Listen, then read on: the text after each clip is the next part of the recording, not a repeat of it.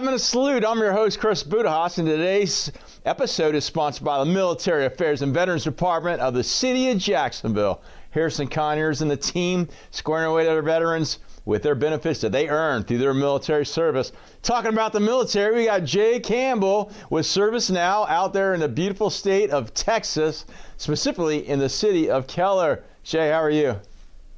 I'm doing great, Chris. How you doing? Man, I'm doing blessed. It's a great day. It's actually freezing down here in Florida. It got down to a cold of 40 this morning. So you know how it is. Everybody's got their big coats on as if it was like Alaska. So, but we'll bear with it. So, hey man, thanks for taking time to tell your story. So, where are you originally from and what you do in the military?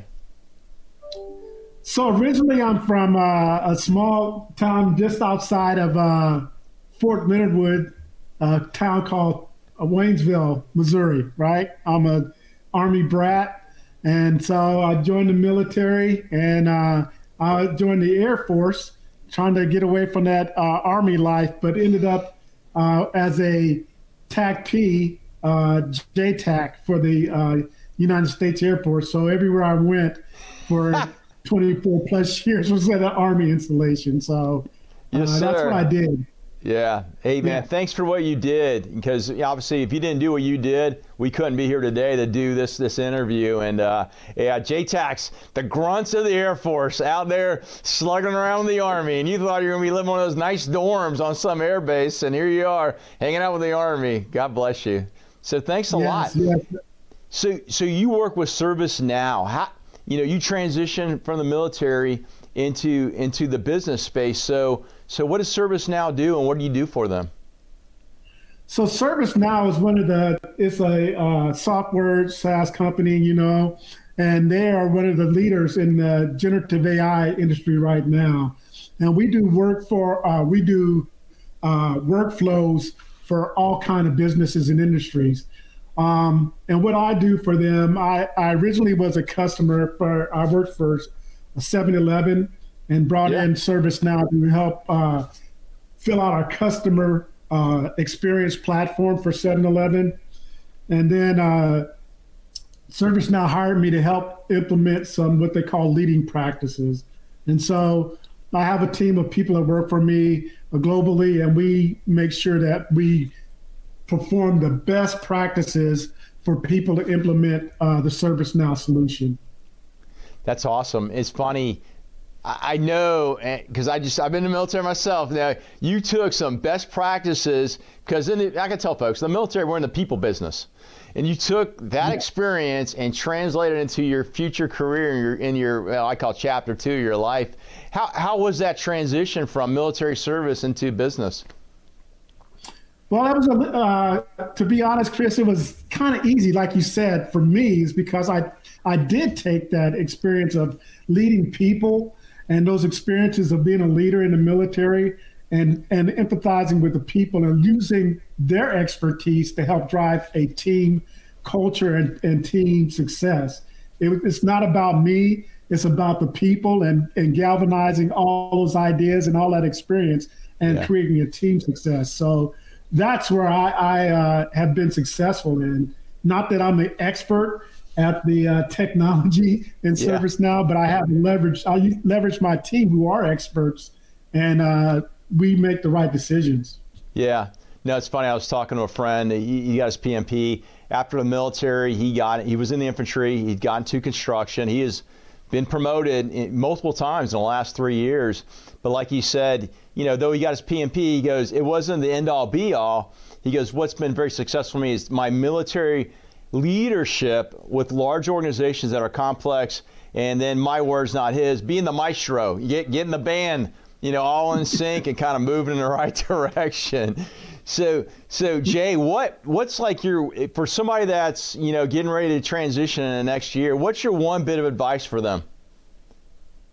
Yeah, I would say lean into your experiences as your military experiences. Everybody has led in the military, where you're E1 or E2. You've got some kind of account that you've held. You're responsible for different levels of things. There's no 19-year-old out here in corporate America that's responsible for $1 million worth of equipment account. But in the Yeah. military, we turn that over to 19-year-olds. So you have leadership, you have budgeting skills, and you have people skills.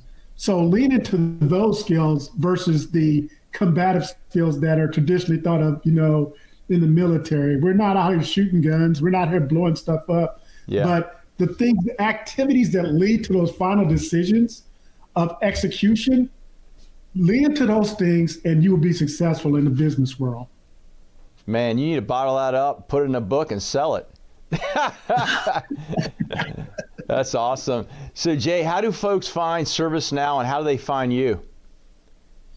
Yeah, I'm on LinkedIn. I'm very active on LinkedIn, and I tell people, because I also in ServiceNow promote veterans transitioning into the corporate world. So Yeah. ServiceNow, you can look that up on you can find them on LinkedIn. You can find them on ServiceNow.com. But for me, LinkedIn is the best spot to hit me up. And I also have a podcast that it's called The Customer Connection, and it's a ServiceNow podcast. And you can listen to some of the things we say on there as well. But I'm very active. You daily check-ins on LinkedIn. Yeah. Hit me up, and I'll respond. Okay, great. And one more time, the name of your podcast, because I think that's very important.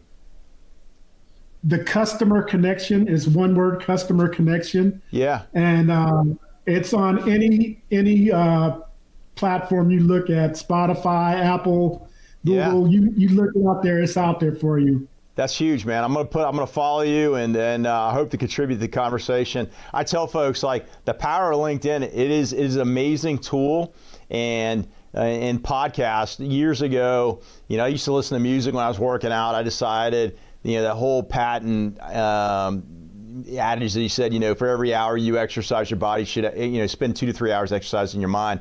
So if I can exercise my body and my mind by listening to good content, I encourage folks to do that. And so, awesome. Well, hey, Jay, thanks for your service to the nation. Obviously, without you doing that, we couldn't do this here today. And thanks for all your words of wisdom. We're going to take all your contact information, put it in our show notes, and post it out to the greater internet sphere. So thank you. Thank you for having me, and it's been a pleasure. Yes, sir. We'll be in contact. Hey, folks, if you like what you heard, please connect with Jay and I on LinkedIn. We'd love to hear from you. Take a look at Jay's podcast. Put it in you go ahead and start to follow and listen and contribute to that conversation. We see you in our next episode, and live with gratitude.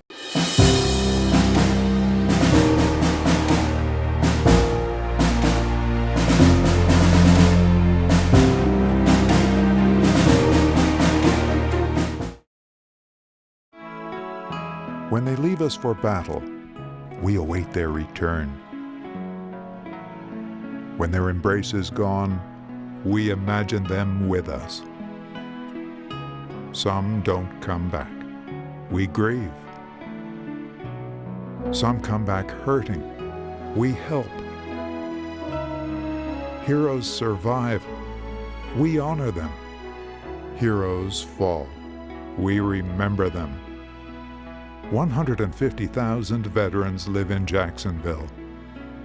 We serve them.